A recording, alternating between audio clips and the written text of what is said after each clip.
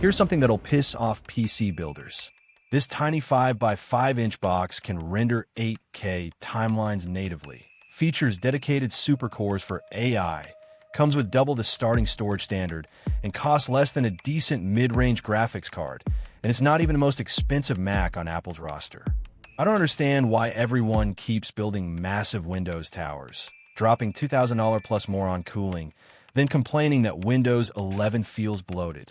Meanwhile, there's an upcoming Mac sitting right on the horizon that delivers more raw power, more efficiency, and more value for significantly less space and money. Now look, I respect custom PCs. After all, I own a massive gaming rig, but those towers are brute force hardware running software that wastes it. The M5 Mac Mini runs silicon designed for getting shit done. That new M5 chip with its neural accelerator trades blows with massive desktop Intel processors in real performance. But here's what Apple figured out that PC makers didn't. You need an architecture that doesn't bottleneck that power. Apple Silicon treats heavy multitasking like something adults actually need to do. I know half of you are going to completely disagree with me, so jump into the comments and tell me exactly why I'm wrong. While you're down there, hit subscribe, and I'll catch you in the next one. The unified memory architecture lets you run intense AI applications simultaneously without the weird compromises traditional motherboards force on you. The processing bump, handling AI tasks up to 4 times faster, makes everything feel impossibly smooth, and that ridiculously tiny footprint means you're working all day without losing half your desk to a giant metal box. The port setup is solid. 2 front USB-C ports that handle accessories and fast transfers perfectly. A 3.5mm front-facing headphone jack. That's practical enough for professional audio gear. No, you're not swapping out the graphics card on it, but for everything a modern work machine actually needs to do. It delivers. But here's the thing that really sets it apart.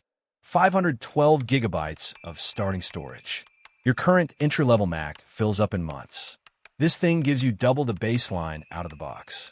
Now, here's the one thing that might frustrate you. The upgrade pricing isn't as friendly as you'd expect from the PC world. The RAM and storage are baked right onto the chip, and the build-to-order options can occasionally get expensive when you're pushing it hard. I expect this to remain Apple's strategy, but if you want the most complete desktop experience you can buy today, the M5 Pro configuration is where smart people end up. This thing can process massive local language models with insane unified memory bandwidth. The new Fusion architecture delivers 6 super cores and 12 performance cores that make raw rendering look incredible. And with upgraded graphics power, you can actually use this thing for high-end studio work. The power cord comes right in the box without a massive external brick, saving you from adapter hell. And Apple's sustained performance under load is genuinely impressive. Thunderbolt 5 support transforms this into a proper command center with multiple high-resolution displays, insane data bandwidth, and file management that doesn't treat you like a child. This is what the Mac Studio was supposed to be the only option for 2 years ago. The connectivity is thoughtfully designed. 3 rear Thunderbolt ports for massive drive arrays, and a 10 gigabit Ethernet option that handles your whole server connection during intense workloads. Apple understood that pro desktops serve different purposes than entry-level machines. macOS on the M5 Pro, with years of guaranteed updates, means this Mac is getting new features until 2033. That's a longer software commitment than all of my relationships. The 64 gigabytes of Mac's unified memory isn't as high as the upcoming Mac Studio, but it's not bad either. And that blazing fast 14.5 gigabytes per second SSD speed means you're not held hostage by load times that would make a loan shark blush. The downside with this is the release timeline, which can be inconsistent. You'll have months where you think it's dropping tomorrow, and then suddenly rumors push it back, especially since they just dropped the M5 MacBooks in March. It might just be standard supply chain delays, but it makes you double-check your Apple event calendar more often than you should have to. Now let's talk about the 5 by 5 inch thermal design, because this addresses something PC makers completely ignore. People who actually want a quiet machine on their desk. That 5-inch form factor might seem small, but it's designed for heavy, sustained workloads. The new thermal architecture makes intensive tasks feel silent, in ways a massive gaming PC just can't match.